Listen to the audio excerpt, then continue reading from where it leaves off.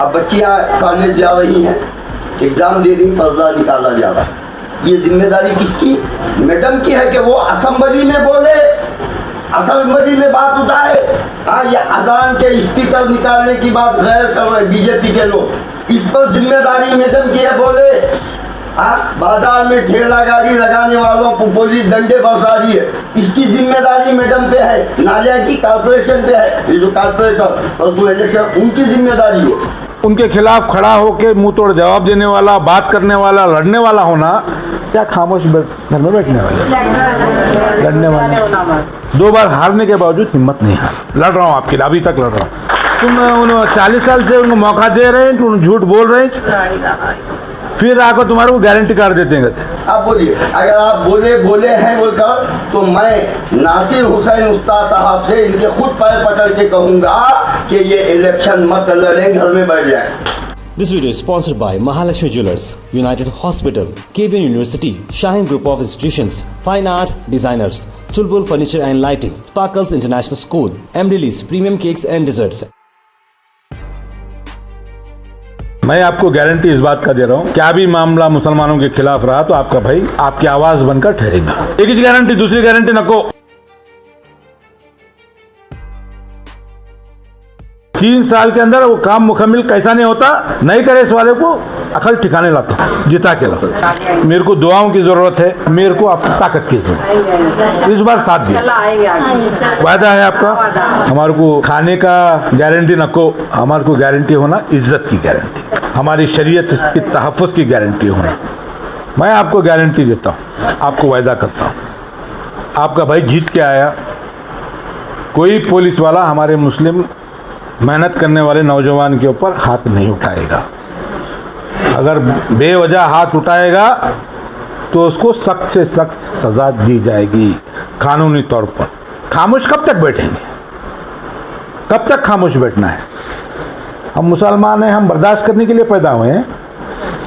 हमारे मस्जिदों तक आ गए, हमारे बहनों के लिबास तक आ गए, हमारे गोश्त तक आ गए, खाने तक आ गए।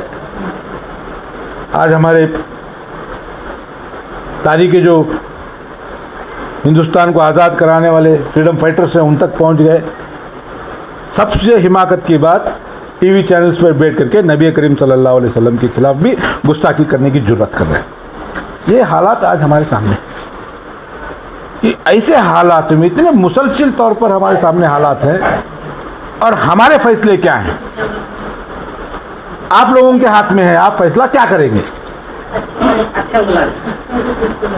उनके खिलाफ खड़ा होकर मुंह तोड़ जवाब देने वाला, बात करने वाला, लड़ने वाला होना, क्या खामोश घर में बैठने वाले, लड़ने वाले। मस्जिदों तक अगर कोई आता है हनुमान चालीसा पढ़ाने के लिए, तो जाके सुबह में 8 बजे देखेंगे कौन माँ का लाल जनाए, कौन जनाए, कैसा आता मस्जिद के पास बोल के ठहरने वाला होना, वैसे छोड़ा ना। 7 बजे जाके ठहरे हैं मौलाना के साथ। पूरे कर्नाटका में सबसे पहले हिजाब के खिलाफ, हिजाब होना चाहिए बोल के आवाज़ उठास वाला मैं। हिंदुस्तान के अंदर राज्यसभा में बिल पास हो रहा था, गुलबर्गा में बाकस में मीटिंग करवाए। कोविड के अंदर कोई एहतजाज हिंदुस्तान में नहीं करा, गिरफ्तारियाँ हो रही थी रमज़ान के महीने में, बस स्टैंड के सामने एहतजाज किया, केस डाल लिया। 2 बार हारने के बावजूद हिम्मत नहीं हार, लड़ रहा हूँ आपके लिए, अभी तक लड़ रहा हूँ। मेरे को दुआओं की ज़रूरत है, मेरे को आपकी ताकत की ज़रूरत है। इस बार साथ दिया, वायदा है आपका। ये 10 साल से मैं सुनते आ रहा हूँ, आप सब सुनते आ रहे हैं, करती बोलती नहीं करते, 24/7 24 घंटे आपके घर तक नल आएगा, पानी आएगा उनको बोले, सुनते हैं नहीं? हम भी सुनते आ रहे। 10 साल से मौका दिए, एक बार मेरे को मौका। ये 3 साल के अंदर वो काम मुकम्मल कैसा नहीं होता, नहीं करे इस वाले को अकल ठिकाने लाता, जिता के लाता।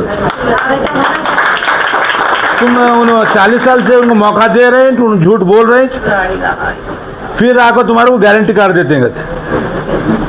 हाँ, अपने काम करा लेती जाती। मैं आपको गारंटी इस बात का दे रहा हूँ, क्या भी मामला मुसलमानों के खिलाफ रहा तो आपका भाई आपकी आवाज़ बनकर ठहरेगा। एक ही गारंटी, दूसरी गारंटी नको। वो सब गारंटियां रख ले तुम। नौकरियां आते हैं, आपका पेट भरने वाला कौन भरने वाला है जी? अल्लाह गारंटी लिया नहीं गारंटी कुरान शरीफ में? बेशक आपको पैदा कराया तो अल्लाह गारंटी ले लिया, रिस्क देने की गारंटी। छोटे से छोटे कीड़े को, जमीन के अंदर डसे हुए कीड़े को, समंदर में रहने वाली कोने से कोने मछली को रिस्क देने की गारंटी अल्लाह रब्बुल इज्जत। हमारे को खाने का गारंटी नको, हमारे को गारंटी होना इज्जत की गारंटी, हमारी शरीयत की तहफ़्फ़ुज़ की गारंटी होना, हमारी बहनों की लिबास की गारंटी होना, हमारे इबादत घरों की हिफाजत होना। मुसलमानों की आबाद है, वहाँ के हालात के ताल्लुक़ से आप लोगों को कुछ बातें बताई जाएं और आने वाले इलेक्शंस के मुतालिक आप लोगों के सामने हालात को बताते हुए नासिर हुसैन उस्ताद साहब आप लोगों से इजाज़त तलब करने और आप लोगों से उसके ताल्लुक़ से बात करने के लिए यहाँ पर आए हुए हैं। देखिए, आप सभी यहाँ पर अल्हम्दुलिल्लाह पर्दे में हैं, आप लोग यहाँ पर मौजूद हैं, गुलबर्गा में पुरअमन फ़िज़ा में मौजूद हैं। अभी हालात मुश्किल नहीं हुए हैं, लेकिन मुश्किल करने की तमाम तर कोशिशें बीजेपी हुकूमत की तरफ से हो रही हैं। आपकी बच्चियाँ, हमारी बहनें आज हिजाब के मामले को लेकर बड़ी परेशान हैं। हम देख रहे हैं कि पीयूसी एग्ज़ामिनेशन के लिए बच्चियां जा रही हैं तो उनको हिजाब निकाल कर, बुर्का निकाल कर जाना पड़ रहा है एग्ज़ामिनेशन देने के लिए। तो ये हालात इस वजह से पैदा हुए क्योंकि बीजेपी हुकूमत मुसलसल मुसलमानों की शरीयत पर और हमारी शहरियत पर दोनों को टारगेट कर रही है। यानी कि हम लोग हिंदुस्तानी है या नहीं है उसके ऊपर भी सवाल पैदा कर रहे हैं, साथ ही साथ हमारे इस्लाम के ऊपर भी जो है वो लोग बार बार मुसलसल तौर पर हमला करने की कोशिश करते रहते हैं। और सबसे अच्छा और उनके लिए मुनासिब टारगेट अगर कोई है तो हमारी ख़वातीन है।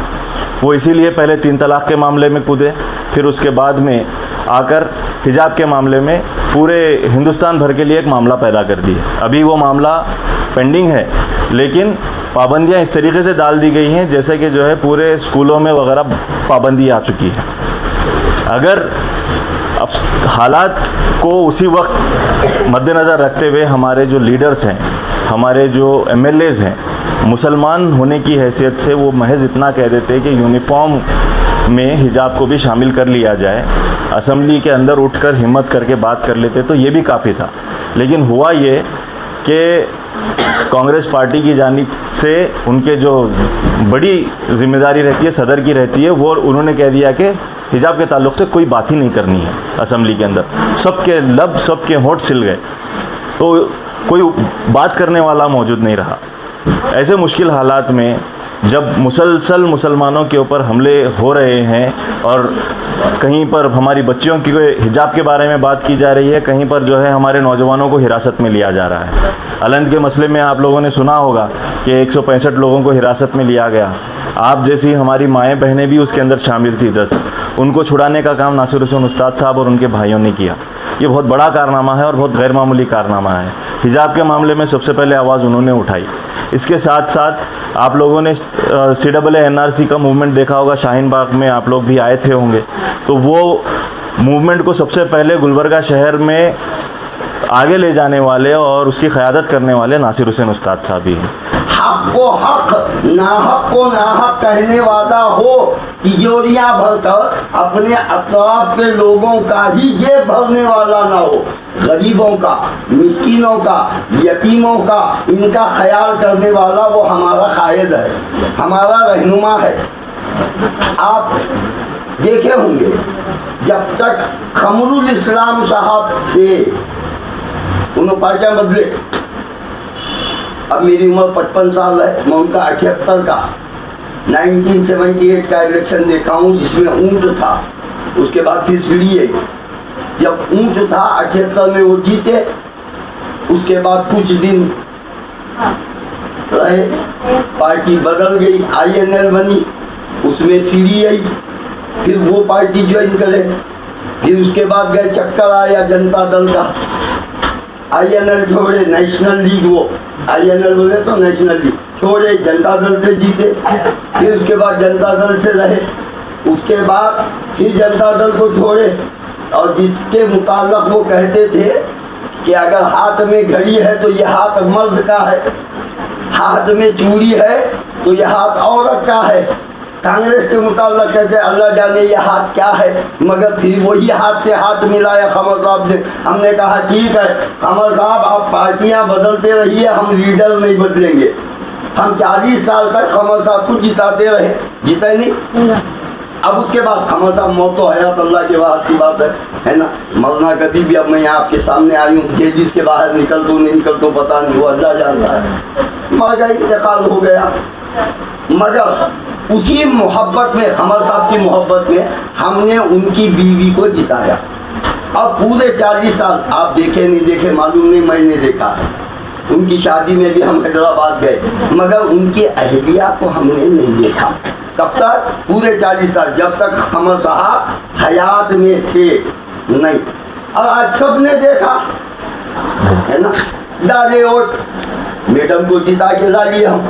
जिता के लाने के बाद इनकी जिम्मेदारी है, और ये मरने के बाद अल्लाह को जवाब देना पड़ेगा। इनकी जिम्मेदारी है कि पूरों का ख्याल करे। पूरों का मतलब गुलबर्गा का शुमार हिस्सा।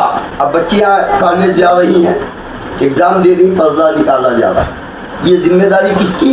मैडम की है कि वो असेंबली में बोले, असेंबली में बात उठाए। हाँ, ये अजान के स्पीकर निकालने की बात गैर कर रहे बीजेपी के लोग, इस पर जिम्मेदारी मैडम की है बोले। हाँ, बाजार में ठेला गाड़ी लगाने वालों को पुलिस डंडे बरसा रही है, इसकी जिम्मेदारी मैडम पे है। नालिया की कारपोरेशन पे है, ये जो कारपोरेटर और वो इलेक्शन, उनकी जिम्मेदारी हो। ये बड़े मसाइल है, ये असेंबली में नहीं बोले। 5 साल हम जिनको इख्तिदार हुकूमत दिए, जिता के लाए, उन्होंने बोले। आप बोलिए, अगर आप बोले हैं बोलकर, तो मैं नासिर हुसैन उस्ताद साहब से इनके खुद पैर पकड़ के कहूँगा कि ये इलेक्शन मत लड़ें, घर में बैठ जाए।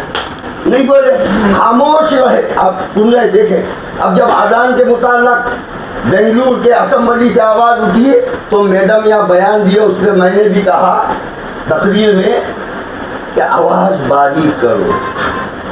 अब आवाज़ बारीक करेगा, लोग जाना भी नमाज पढ़ने।